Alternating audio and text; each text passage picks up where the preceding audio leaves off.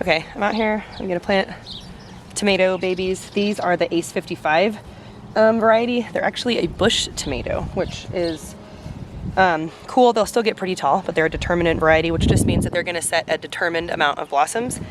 And they all come to harvest in about the same 1 or 2 weeks of each other, which is kind of cool. I've never grown them before, so I wanted to do it here. I have a row that I planted carrots in and also has some cilantro that self-seeded and a bunch of other random things, but carrots and tomatoes do really well together. So I'm gonna plant them in here with the egg in the hole, obviously. I'm in here like squatting. I just realized that my pathways are maybe not big enough. Maybe I should go bigger, but or I need one of those little fun rolly cart things to sit on and plant. So I'm gonna get to planting. It should be pretty quick.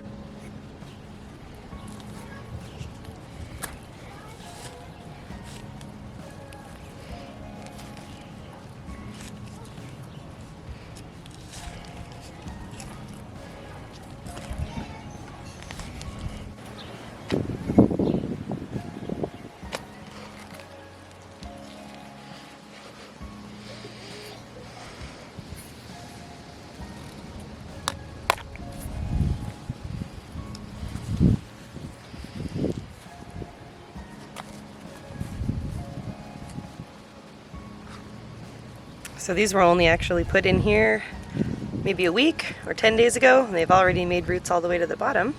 They're not totally root bound, but that's fine because all that soil is still pretty fresh. So still gonna bury it in deep with the egg in the hole. If they'd been in this soil for a while and it wasn't fresh, then I'd probably would backfill with more potting soil, but since they haven't been in that soil long enough to really eat up all the nutrients, they don't really need any more than that.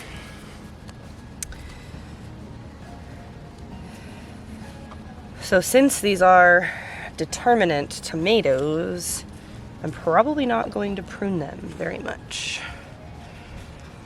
because then that way that would limit the amount of blossoms that they're going to give me, because they're going to only give a determined amount.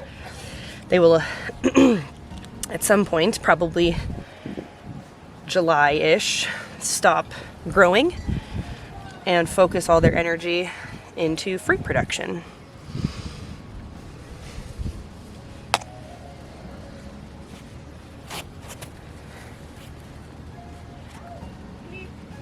There are so many worms in our soil. It is the most magnificent thing. Every single shovelful pulls up at least one worm.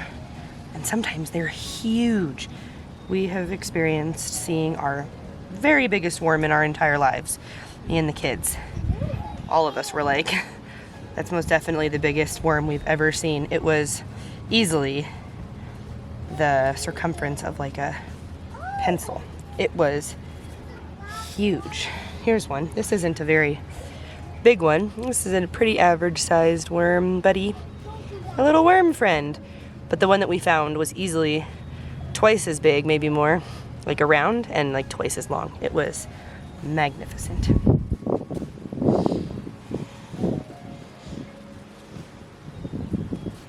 Alright, move this little guy down. I'm trying to keep from getting totally muddy because it rained last night. Can only prevent so much dirt though.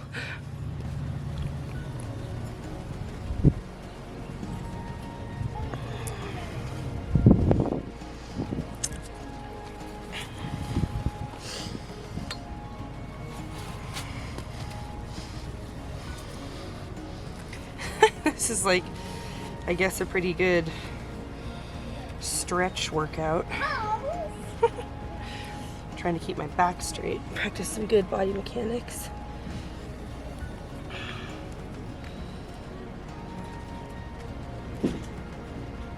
So much lamb's quarter.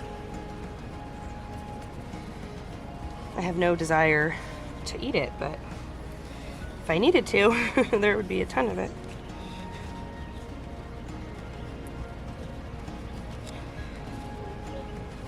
There's another worm.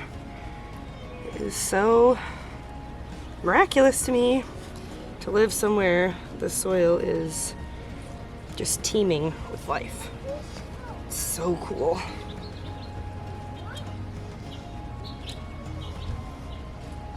I feel almost kind of bad because there's definitely a chance that I'm like cutting worms in half, but the gardener has to do what the gardener has to do.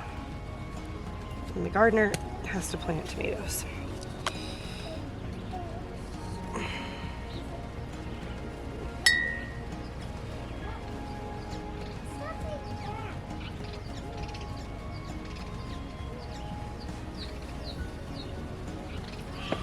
So it might seem kind of crazy to have everything packed in so close together, but in a small backyard organic garden like this, it works super well because we're not planting such big rows that we need to use like tractors or any sort of equipment.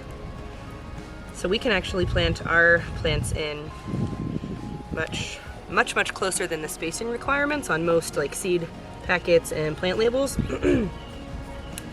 because of the fact that we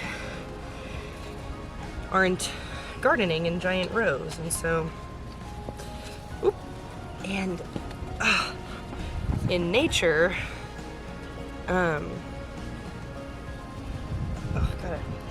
in nature plants, you know, they grow so close together, and that's how they like it, and they are really successful like that. So we can actually benefit from that. All the understory of these tomatoes will have other things growing. Aromatic herbs, root veggies, greens, things like that are good companion plants. And then you can fit a lot. Bones, leave it. One of my chickens is out, you guys. And Bones doesn't know what to do with himself. He only likes to scare it, but he doesn't actually want to hurt it. He keeps like running over and like juking at it.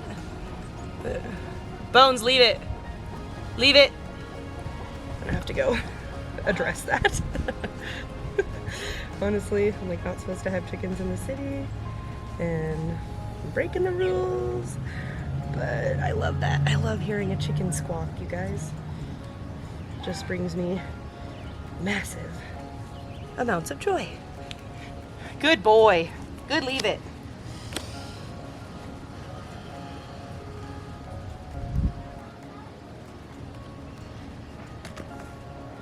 Okay, what do we got here? One more here.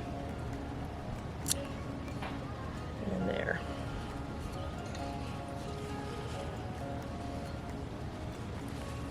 Okay.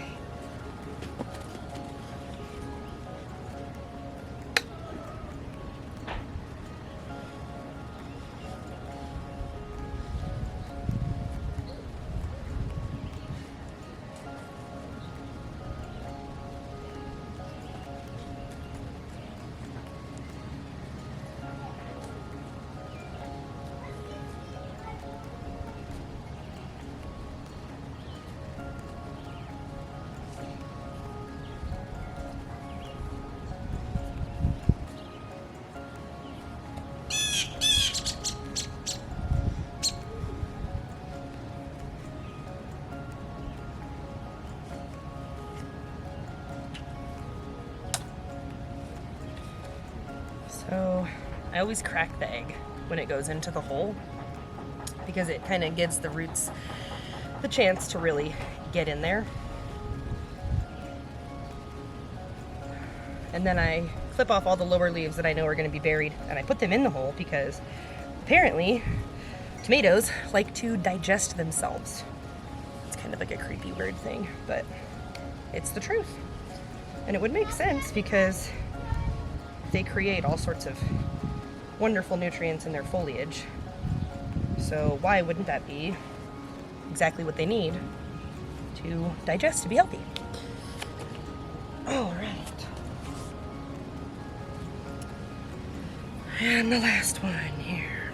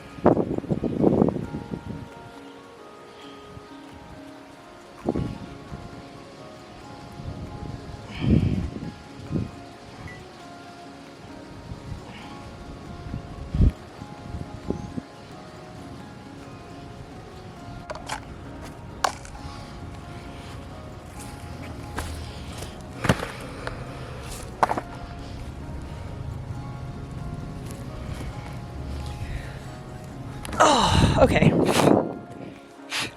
So, let's talk tomato, egg in the hole. So, I don't actually know scientifically, like where do I put this? I'll set it somewhere it's not gonna get spilled.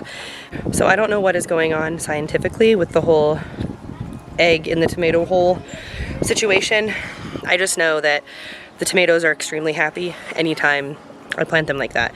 I've actually tested it out, and this wasn't in the ground. This was just in big, like 10 or 20 gallon pots that I would, a few I would do the egg in the hole and a few I wouldn't, and the ones without the egg always ended up kind of spindly and less foliage, less blooms, and the ones with the egg just outperform the other tomatoes entirely. So I just always do it now.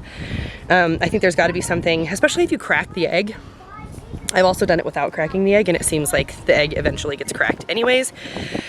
There's got to be something though about the roots reaching into the egg yolk and the egg white and it just feeding them. You know, if you look at the nutrition facts of a tomato, if you look at the nutrition facts of an egg, there's bound to be all kinds of things in there that would be really great for a tomato, and it just works. I think it's probably similar to the same thing as like when people put a fish or a fish head or whatever in the hole with the tomato. I think they just really enjoy digesting decaying things, like fresh decaying things, I think. And so I just always do it now, and it works out really well. So there's a little peek into my tomato planting process. I will install T-posts, and I'm not sure if I'll do like the Florida weave with string or if I'll get like a short cattle panel piece or something and do it there, but I will provide those tomatoes with some sort of support because they will be creating a lot of fruit. So yeah, that's exciting. I'm also excited about the carrots that are in there because apparently carrots just like they soften up the soil, loosen it up for the tomatoes. And like I said, the tomatoes will have all these awesome things growing in like the understory. So there's like lettuce in there, there's cilantro, there's carrots, and I will probably sow in some other things underneath the tomatoes once they get a little more established. And yeah, there you go. Thanks for hanging out with me, guys. We'll see you next time.